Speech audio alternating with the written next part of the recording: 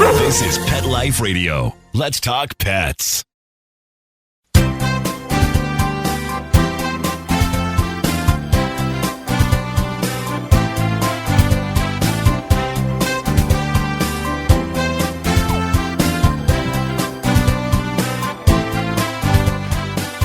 And welcome.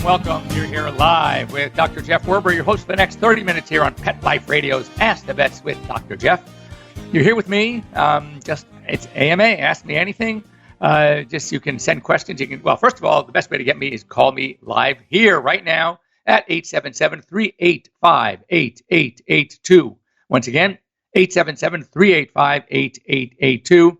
Here to talk about anything you want to talk about. Dogs and cats are my specialty. However, I do deal with other animals, and if I don't have an answer, you will get one certainly by our next show. So anyway, I hope you've all had a good week last week, and we're on to a nice new week. You know, it's interesting. I look out here in not always sunny Southern California. We had 90 degrees yesterday, sunny skies, not a cloud. Here it is. No, it's only 9 by me, and it is overcast, but we get that a lot. We get as the haze sets over the ocean, it comes eastward, and then sure enough, by usually noon, it burns off. So we're looking for a good day. So as many of you know who follow me on the show, I like to start with just some pet news. I really want to keep you guys abreast of what goes on in the veterinary world, not just veterinary, in the animal world as well. So just keeps you updated just as I do. So I have some sources. I have the American Veterinary Medical Association Smart Brief.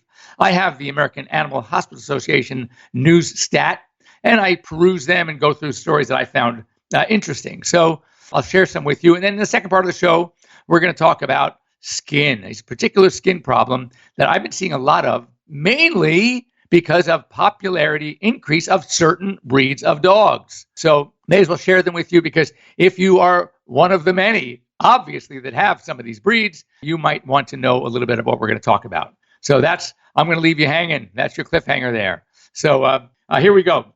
This is great news for everybody.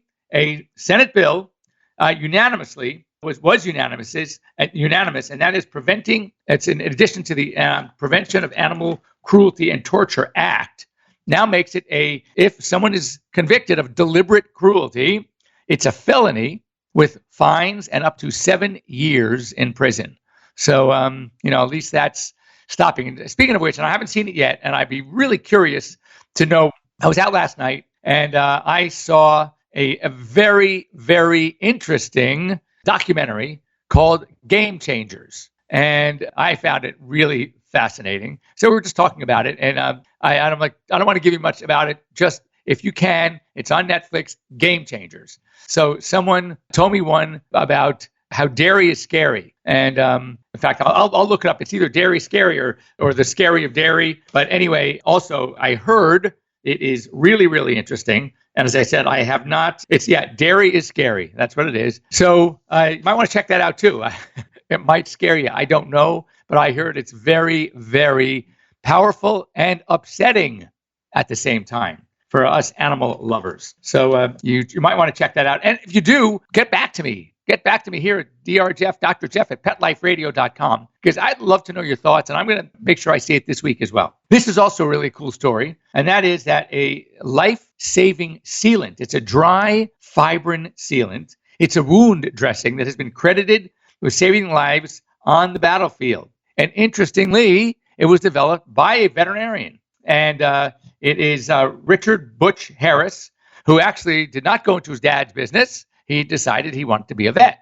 And he obviously had some kind of science or engineering background. He came up with this product. It interestingly sailed through the FDA.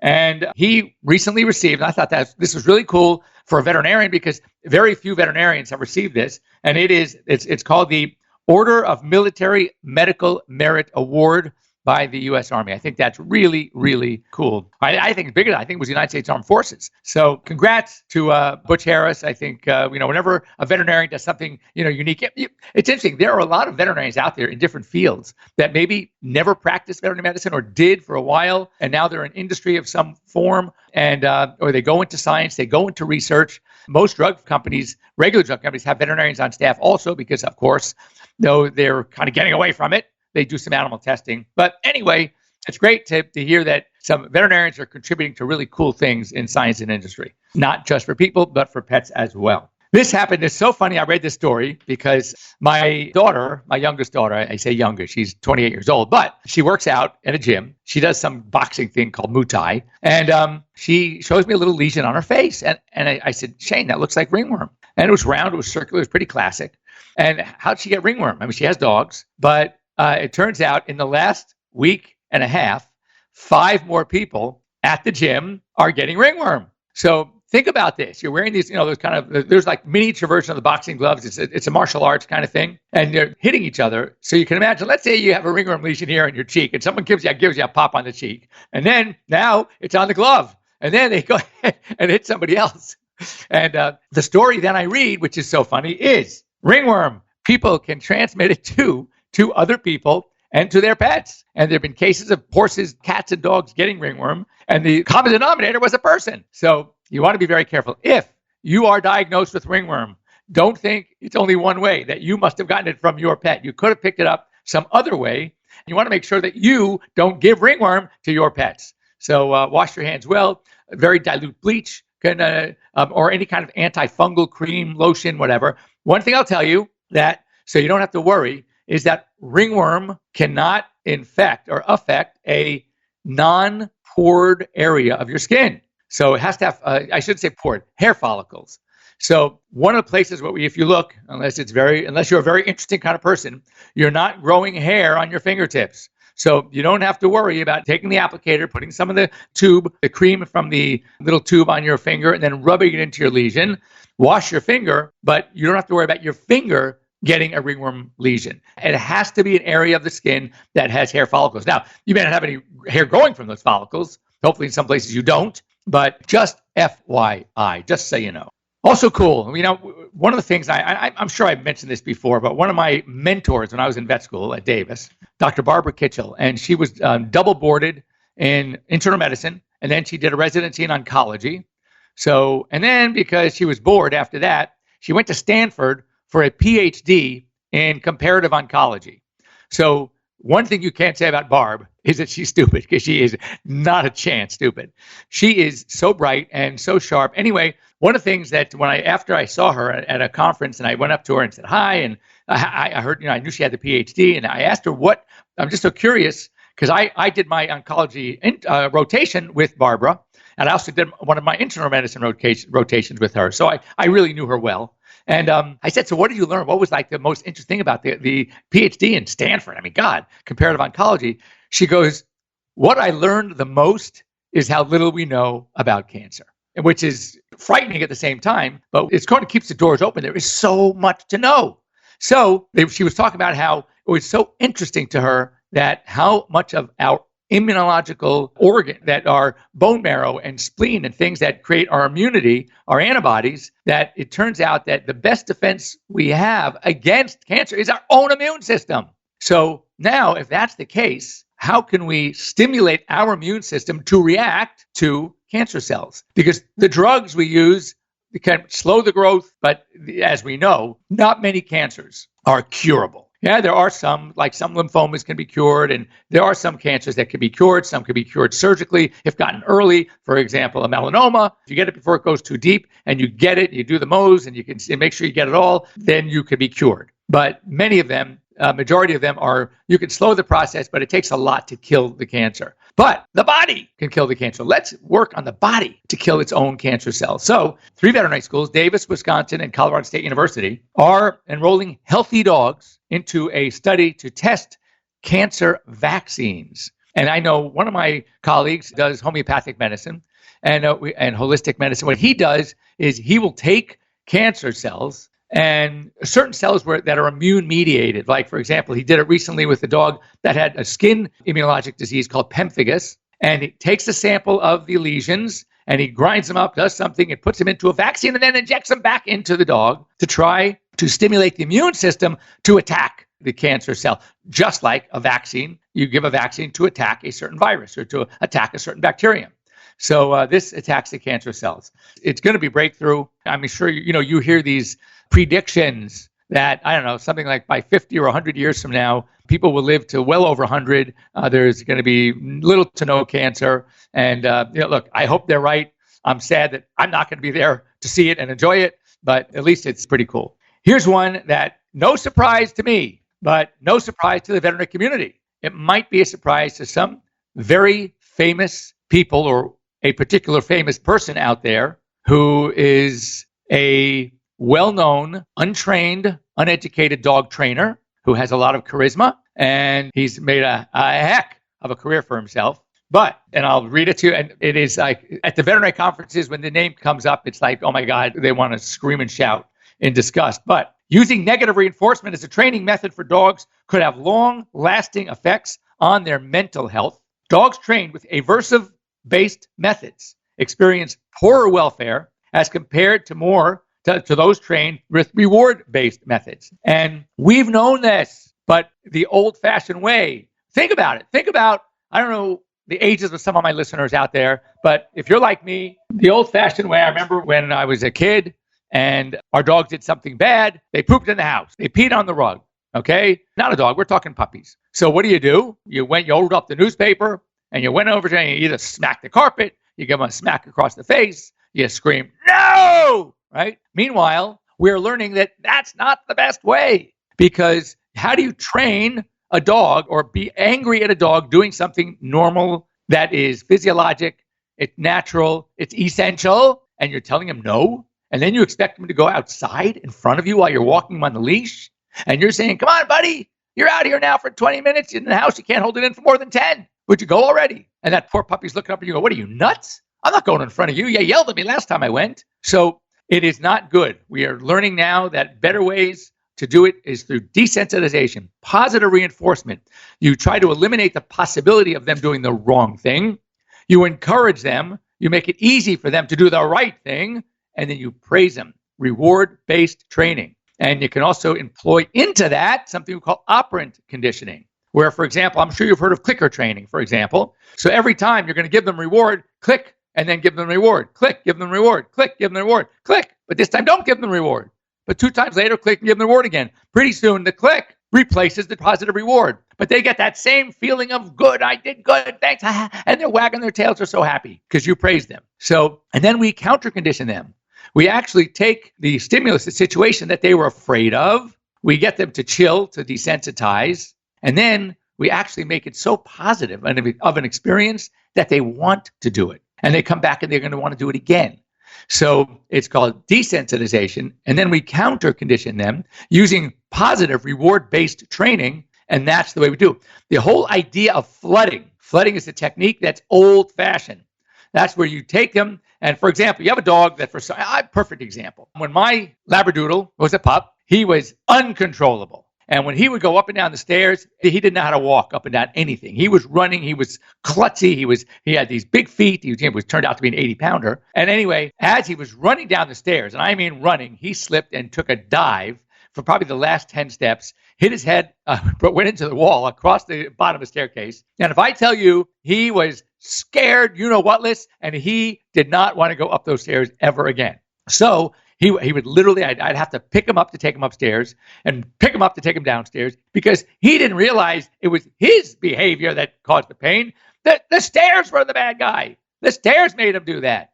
So he did not want to go up the stairs. So anyway, I had to literally make it fun for him to go up the stairs. He was, of course, since he was a Labradoodle, he was very treat motivated. And we would pick him up and put him one treat on the next stair up, and then 2 or 3. And we got him to the point where he was good again. But let me tell you about flooding. Flooding would have been, I grab him by the collar and I force him to go up the stairs with me. He's so nervous. He's so anxious because he remembers of that bad situation.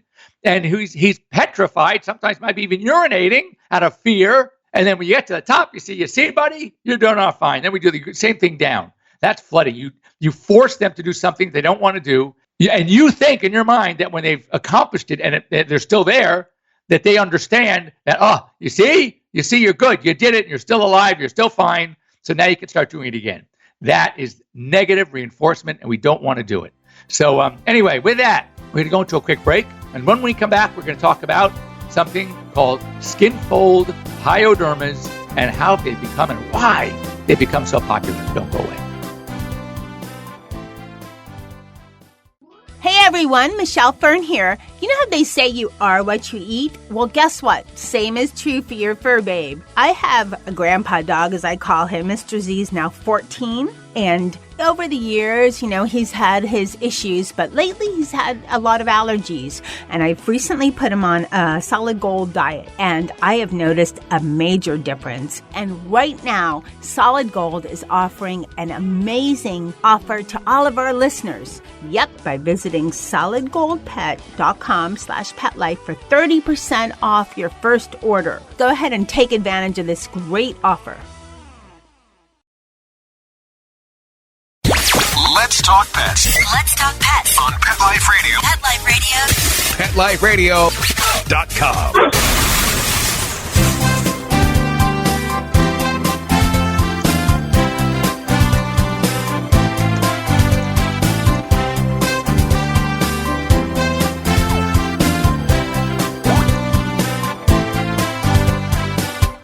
And welcome back. You're here live again with Dr. Jeff.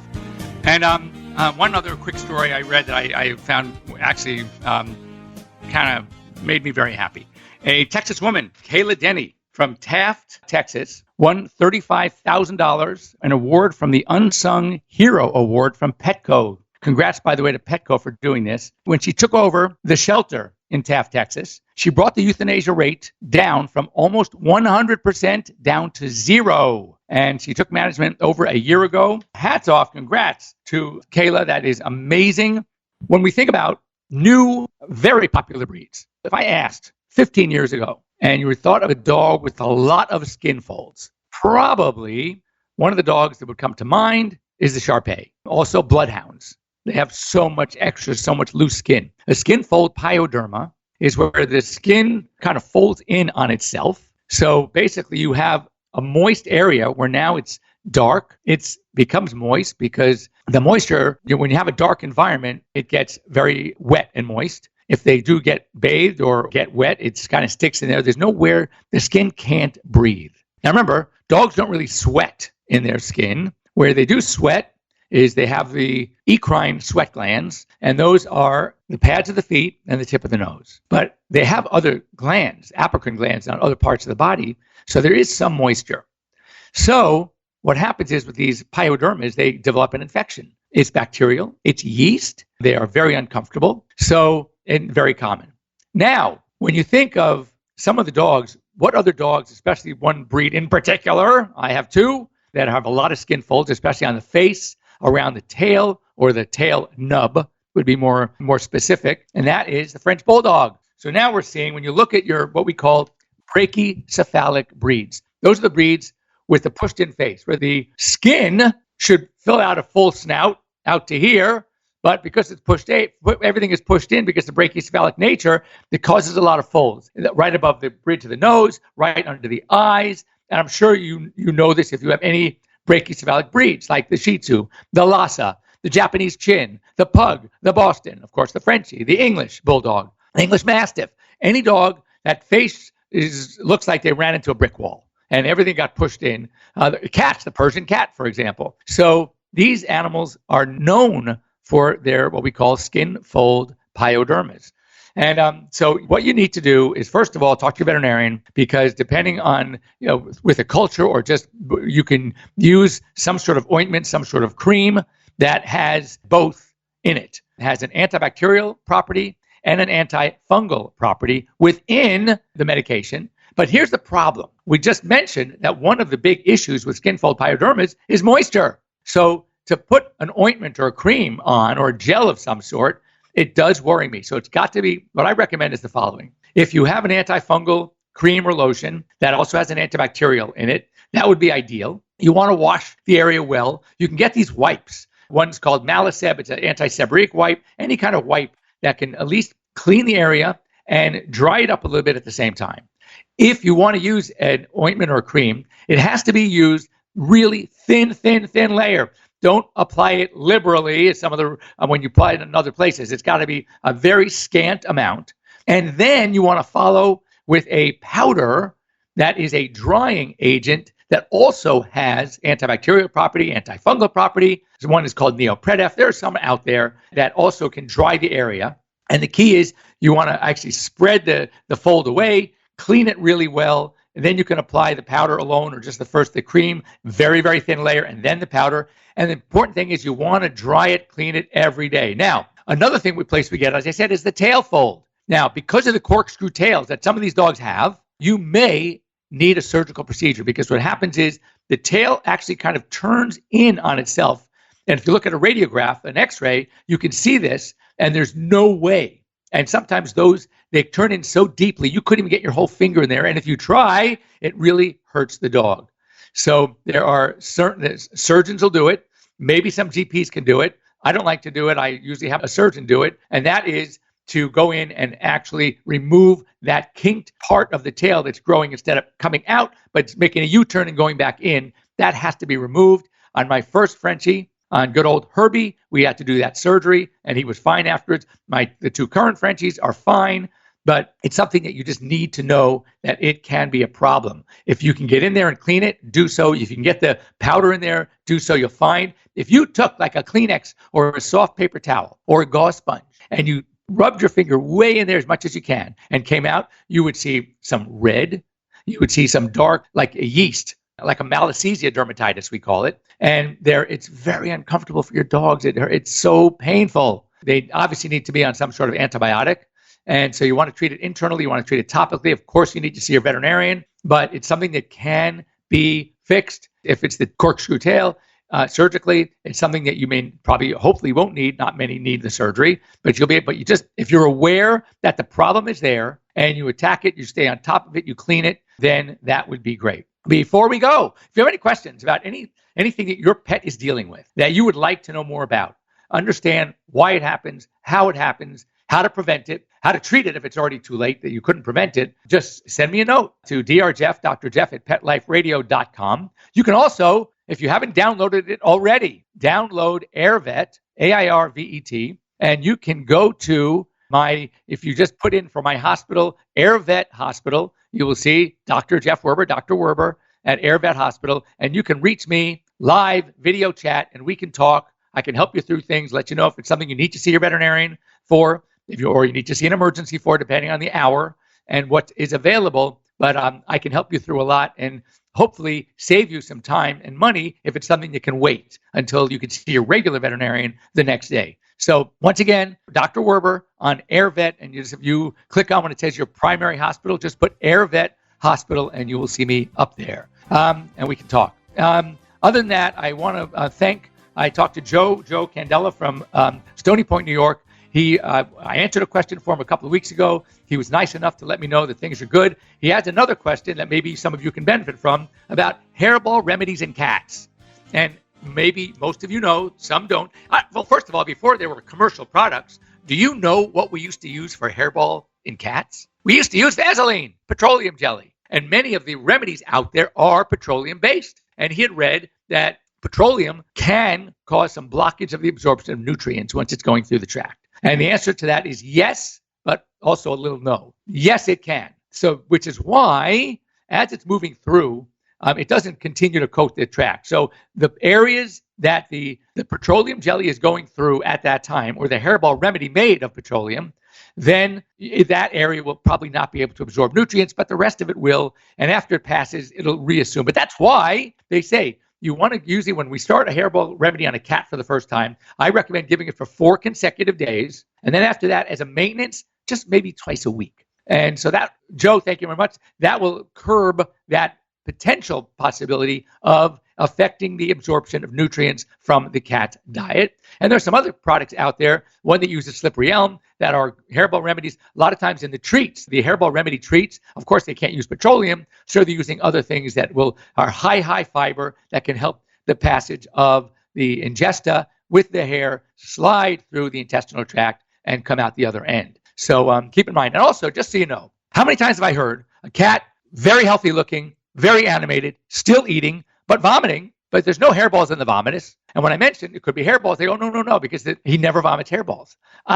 Just so you know, what comes up when a cat or a dog vomits? Only the contents that are in the stomach, and still, not even all of it. Some say that when a pet vomits, maybe only 50% or 60% of what was in the stomach comes up. which is why sometimes we have to treat an animal for a toxin. We give them something called apomorphine to induce vomiting, and they vomit. And what you could have swore you watch them eat isn't there. So anyway, keep that in mind. Sometimes maybe 50, 60% will come up. So it still could be left in the stomach. But when it comes to hairballs, here's my other analogy. Let's say you have a plug in your drain.